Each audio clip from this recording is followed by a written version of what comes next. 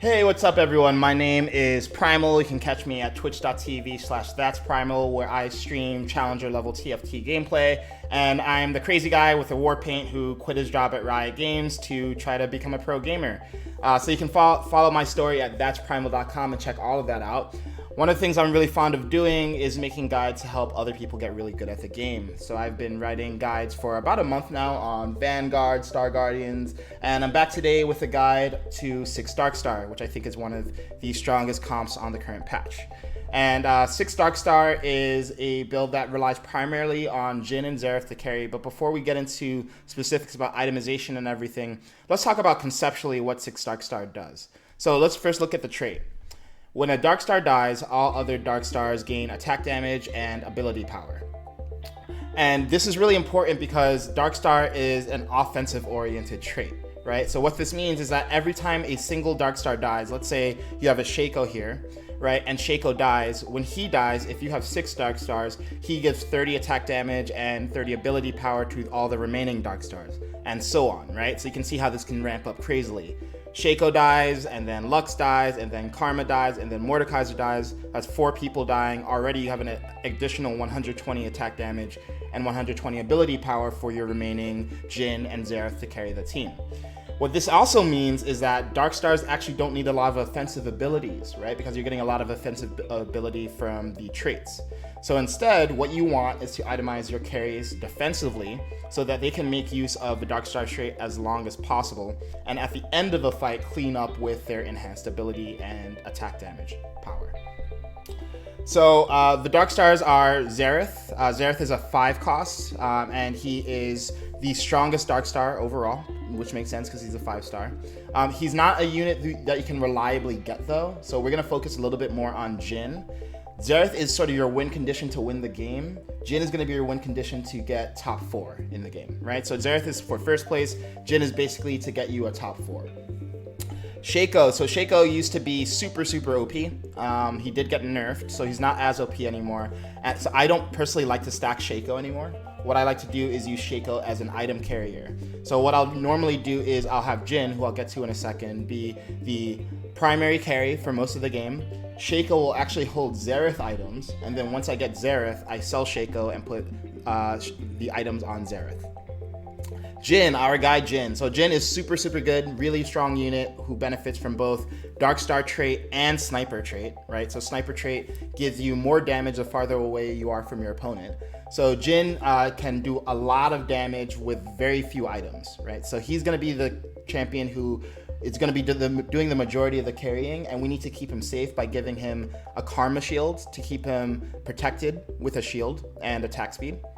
We're going to want a Trap Claw to protect him from CC and assassins. And the way a Trap Claw works for some of you who might be newer players is anyone who hits JHIN with an ability when he has Trap Claw active gets stunned, right? And it's only a single use, but that single use can really turn a fight.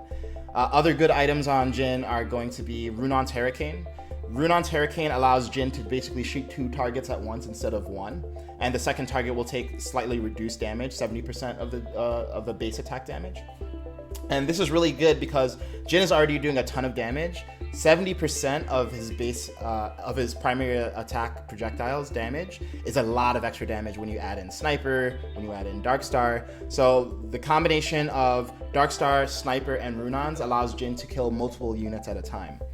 Lux is basically going to be a unit who provides stun and crowd control for your team. Really good unit at doing that. Generally, she'll get like 1 ult off in a fight, and if you position her correctly across from the enemy carry, that ult can be game changing because it'll stun not only the enemy carry, but anyone in its line of sight. So really powerful crowd control unit there. Karma, we already talked a little bit about, but she's there primarily to assist your JHIN and then your XERATH. So you want to place her right next to JHIN until you get XERATH. Once you get XERATH, and specifically get XERATH level 2, then you're going to want Karma to protect your XERATH instead, because then he's going to become the most valuable unit on your team. Then we got Mordekaiser. Unfortunately, Mordekaiser's just a punching bag. He exists basically to die and give the rest of the Darkstars synergy. So that sucks for him, but you know, there's other comps you can carry in, not this one. And pretty much the same thing for Jarvan. Both Jarvan and Mordekaiser are just your frontliners. They're not going to be particularly tanky. They exist primarily to give your Jhin and your Xerath a little bit of space, die off, and then make your Jhin and Xerath more powerful. Okay, so cool. So those are the units. Let's talk a little bit about itemization for all of them. Let's see, what's the best way to show you guys this? So I'm not a huge fan of showing text on screen, but we'll go ahead and do that. And I'm going to show you the written guide, which I'm going to be publishing soon. And I'm going to be reading some of it and referencing it, but I really recommend that you check the written guide so you get a sense of the rationale for this itemization. So for Jhin, you're going to want a combination of Trap Claw, Guardian's Angel, Runon's Hurricane, and maybe an Infinity Edge or a Last Whisper, depending on the lobby. And I'll get to that in a second. The reason why you want Trap Claw is because it keeps Jhin safe, and importantly, it allows Jhin to be put in a corner, right? So if you put a Guardian Angel on Jhin, yes, he will be safe from getting killed instantly by like a huge burst ability or an assassin. However, it won't prevent him from getting Blitzcrank hooked. It won't prevent him from getting stunned, which stops him attacking, which means you basically don't have a Jhin for a while. And also having Jhin in the absolute extreme corner means that Jhin will do the maximum damage from Sniper. Because again, remember, the farther Jhin is away from his target, the more damage he does. So I like Trap Claw a lot. An alternative to Trap Claw is Quicksilver Sash. Quicksilver Sash is also very good, fulfills a similar role to Trap Claw in that it allows your Jhin to be put in a corner. The reason I slightly favor Trap Claw over QSS, or Quicksilver Sash, is because Quicksilver Sash only prevents CC, and there's a lot of CC in the game, but usually there's probably not more than 2 CC abilities that you're gonna get hit with in a single fight. Whereas Trap Claw will prevent you from the damage from abilities as well, right? So let's say an Aurelia uses her ultimate on Jhin.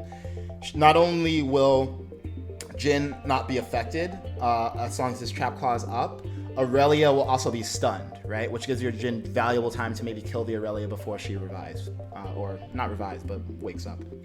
So I like Trap Claw a lot, but there are going to be lobbies where Quicksilver Sash makes more sense. Guardian Angel, another really, really good item on Jhin. Good all-around insurance policy for Jhin that allow him to do a lot of damage over the course of a fight, even if he gets killed by a wayward Syndra ult or something like that. So I like to actually have both Trap Claw and GA. Trap Claw because it allows Jhin to be put in a corner. GA because it allows Jhin to withstand assassins and other abilities that might instantly kill him. The combination of these two abilities will make sure that consistently your Jhin is going to get damage off every single fight. And then finally, Runon's Hurricane. I love Runon's Hurricane because, as I mentioned before, Jhin will be doing a lot of damage just from Darkstar trait and Sniper trait. I don't really think he needs another damage item. Runon's Hurricane will allow him to basically get an extra 70% damage on top of the damage he's already doing, and it'll be to another target. So what you'll see often is Jhin will maybe be stuck attacking a tank,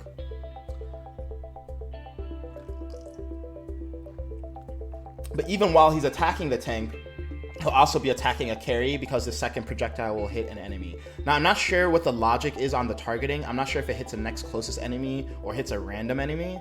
But I've noticed in a lot of fights, Jhin will basically accidentally kill a key unit, which is just really dope. Cool. So that's it for the core items for Jhin: Trap Claw, GA, and Runons. Other good items to consider are Last Whisper. Last Whisper is great because it allows Jhin to get through very tanky targets who might have a Titan's Resolve or a Bramble Vest equipped. Now, you're going to see a lot of Titan's Resolves and Bramble Vest equipped in lobbies where there are mech infiltrator players, because in the current meta, one of the core items on the mech, actually 2 of the core items on the mech are Bramble, which negates damage from all critical strikes, or negates a bonus damage from critical strikes rather, and Titan's Resolve. Both of these items are built off a Chain Vest, meaning they give the mech a lot of armor that your Jhin will sometimes have trouble burning through. Last Whisper can help resolve that. So in order to decide whether you want like a Last Whisper or Runons, or maybe sacrifice one of your defensive items for another offensive item, you really need to scout and see, okay, what builds are people going, and do those builds incorporate Bramble Vest or Titan's Resolve. Sometimes Star Guardians will also build Bramble Vest or Titan's Resolve on Nico. It's much less common though. It's usually going to be a Mech Infiltrator player. So if there's like 2 or more Mech Infiltrator players, you might want to prioritize a Last Whisper over a Runon's Hurricane. And finally, Infinity Edge. So Infinity Edge is an item that increases the damage of your critical strikes, and every champion in the game has a 25% chance to crit. I really like Infinity Edge when I already have Runons, because basically it means that, hey Siri, stop. God damn it, I should have turned that off. It basically means that JHIN will reliably start one-shotting targets at 1 out of every 4 shots, which is pretty damn good. I just tend to think it's a little bit overkill in a lot of lobbies because I don't think JHIN has problems killing targets who don't have armor once Darkstar is stacked and if he's correctly positioned to utilize sniper buff. But if you do get a Runons on an IE, it's not a bad choice. Just make sure that you're not dealing with a lot of Bramble Vest, in which case the Infinity Edge is kind of not a great item for you because, again, Bramble Vest negates the bonus damage that is delivered by crit. Okay, cool. Let's talk about Xerath now. Xerath, you're going to want Rage Blade, Quicksilver Slash, and Trap Claw. Alternatively, right, because it's pretty, it's pretty expensive to itemize both the JHIN and the Xerath. So alternatively, you can just build a Thief's Glove on Xerath. So a Thief's Glove just requires, 2 gloves, so it's super efficient. And Xerath uses pretty much all the stats on Thief's Glove pretty well. Attack damage, he doesn't utilize as well as other traits, but he is doing a lot of auto attacking, so that's something. It's actually more about his attack speed, right? So actually, let's look at Xerath's ability super quick here. Okay, so Xerath ability, Abyssal Bombardment. I did not know that name. Xerath transforms summoning meteors to strike random foes in place of normal attacks, right? So what that means is that Xerath transforms, he becomes a living artillery cannon, and every time he auto attacks, he shoots out a meteor. If they kill their target, all adjacent enemies are taking damage and they're stunned for 1.5 seconds. It's a really, really powerful ability. All right, and basically what you want to happen is you want Xerath to ult as quickly as possible and attack as quickly as possible. That's why Rage Blade is really, really good on Xerath, because it enables him to get as many auto attacks possible once he's already in cannon form, and it allows him to get into cannon form quickly because every time he's autoing, he's generating more mana for himself. So that's why Rage Blade is the best, but Thief's Glove will give him random items. Some of them will give him mana, some of them will give him attack speed. And Thief's Glove itself gives a lot of dodge chance, which helps Xerath dodge auto attacks. So it's a pretty solid item, and you're gonna end up actually building it a lot, because what will happen in many games is you're just not gonna be able to make perfect items for Xerath because you've invested a lot of your items in JHIN and made random items to help you just make it through the early and mid game. So it's totally fine to make a Thief's Glove on him as well. I also really like Quicksilver Sash on Xerath. The jury's still out for me, but I think Quicksilver Sash is probably slightly better on Xerath than Trap Claw is. Because with Xerath, what you want him to do is never to stop attacking. He needs to be constantly attacking because of the way his ult works, right? Every time he attacks, basically he's applying his ult. So Quicksilver Sash ensures that he basically never stops attacking. Trap Claw is also good for similar reasons. The thing with Trap Claw though is that it only will prevent 1 CC, right? So let's say Xerath gets hit by a Zoe, Trouble Bubble or whatever it's called, right? And then Trap Claw's gone, and then he gets stunned by a Lux. Now your Xerath is disabled for a while and is basically useless. So that's why I prefer QSS, because it'll give you CC immunity for, I believe, the first 15 seconds of the fight. Other fine items on him are Guardian Angel. Guardian Angel is fine on him. It's just an all-around insurance policy. It will protect you from getting bursted down by assassins. And Static Shiv is also really good on him because it has a bow, which gives him attack speed, and has a tier that gives him mana. So that's it for Xerath there. And sorry, I know this is not like a great way to visualize things. Again, the written guide goes through all of this in great detail. You can check that out. Video guide is for people who are more auditory and visual learners as well. Okay, so let's get into positioning a little bit. So this is going to be your standard positioning when you're playing Dark Stars, and let's go over step by step. So you're always going to want a tank unit in the front, and I say tank, they're not really tank, they're basically just fodder, Dark Star fodder to make the rest of your team more powerful. Jarvan is going to be the best fodder unit if you have to choose between Mordekaiser and Jarvan. Pick Jarvan. The reason why is because even though Mordekaiser has slightly more health, it is slightly more health. It's not very significant. And Jarvan has the ability to give your team an extra 75% attack speed when he drops his ult. So in a lot of fights, you'll find that Jarvan or Mordekaiser will just die before the ult even happens, so it's not a huge deal. But occasionally, Jarvan will drop a flag, and then 75% attack speed on a Xerath and a JHIN can be a really, really big deal and be something that decides team fights, even though it's something that is kind of invisible to you.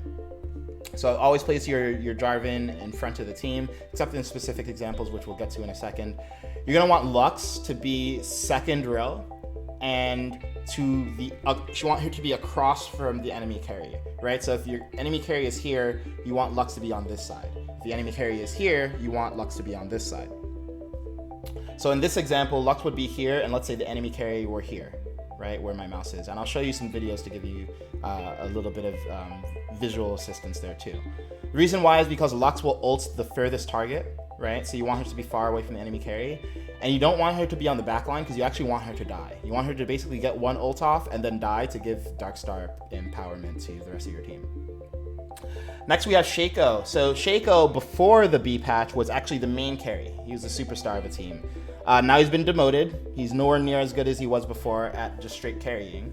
But you still want to pay attention to your Shaco's positioning because he can occasionally assassinate an enemy carry and win you the fight. So pretty simple. He jumps in a straight line. Put him in a straight line with the enemy carry, right? So in this example, Shaco's here, so he's going to jump to whoever's over here. All right, talking about the rest of the team. JHIN, you just want him to be in the far right or far left corner at all times, assuming that he has Trap Claw or QSS, right?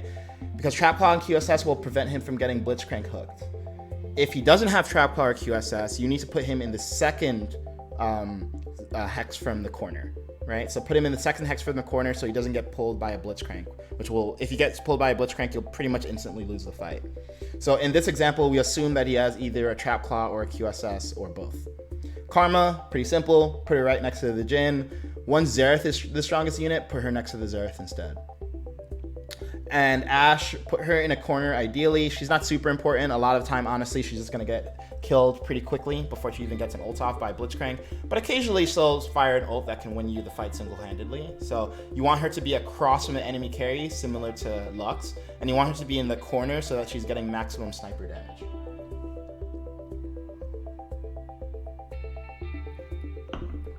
And then finally, Lulu. Lulu, you generally want to have on the back line so that she will ult anyone who's threatening your JHIN and to a lesser extent your Xerath. Right? So let's say there's a bunch of infiltrators who jump onto the back line. Hopefully, Lulu is actually taking the damage from them, and hopefully she has either level 2, in which case she'll usually get her ult off before she dies, or she'll have some items, like some mana items, that help her get her ult off faster. She will ult the infiltrators or the Aurelia or whatever is fucking up your day, and then your JHIN and your Ashe and your Xerath will be safe for a little bit. So you want to keep her on the back line. I actually used to keep her on the front line, but in this meta where people are running a lot of Mana Reaver trait, which increases the cost of the unit that it hits to cast, I don't like putting her on the front line nearly as much anymore. Okay, so that's your standard positioning. Let's talk about some non-standard positioning though. So this is a positioning you would use against Star Guardians. And the reason why is because generally with Star Guardians, and we will show you a clip. You know what? Instead of going through all three of these, let me just show you some clips really quick. I think that'll be better for those of you who are following along step by step. All right, so I think this is going to be a good example here. Okay, cool. This is a good example. Okay, so this is actually a mirror matchup, right? Or no, it's not a mirror matchup. I saw Shaco. I was like, oh, he's running Darkstar because he has a Xerath also, but he's not. Okay, so in this particular example, there's a few things to note. So this is actually a non-standard positioning. And you know what? We're gonna back up a little bit. Let me show you the positioning on paper, and then we'll show you in practice for this. So this is the positioning you would use against Mech Infiltrator specifically, right? So Mech Infiltrator players will have, as you can see in this picture here, infiltrators who are gonna jump straight to the back line and kill your carries very, very quickly. The most effective positioning that you can do versus them, and it's not going to work 100% of the time, but it's going to give you the highest odds of beating them, is actually doing something pretty non-standard, and that's putting your carries up in the front line. The reason why is because the infiltrators will jump to the back line and attack whoever's here, leaving your carries A, out of range of the infiltrators, and B, as far away from the infiltrators as possible, meaning they're doing maximum damage with their sniper trait. So in this example, if I'd been a little bit quicker, I would have actually put my Xerath on a side as well. I only had time to put my Jins on the side, and if this was late game, so I had 2 Jin 2s. And let's see how this fight plays out, right? So, and this is not even perfect positioning, right? Like, my Xerath is out of position, my Karma's not tethering anyone useful. Well, she's tethering the Xerath, but the Xerath's probably gonna die. So let's watch how this fight plays out. Watch this Jin in particular, right? So this Jin, he does get attacked by the mech and the Kassadin, but he's strong enough to just kill the Kassadin, right? And he is kept safe. No infiltrators are attacking him, right? And he's able to just clean up the fight. Note that he doesn't even have a Last Whisper, and he's able to kill the mech pretty easily. And let's watch that one more time here. Right, so he's able to carry the fight from his position. Let's look at this other Jin, right? There's a Shaco over here, but the Shaco is going to go after the Karma, right? And that buys our Jin valuable time to A, just kill the Xerath, and B, be safe from the Shaco for a little while. Fortunately, this Jin has a Swordbreaker, and he's able to Swordbreaker that Shaco. But that's valuable time that the secondary Jin is getting auto attacks off as well. So that's a positioning you only want to do when you know that you're going to be facing a mech infiltrator player. It's not a good position versus any other comp in the game. All right, let me show you another clip here. We got clips on clips.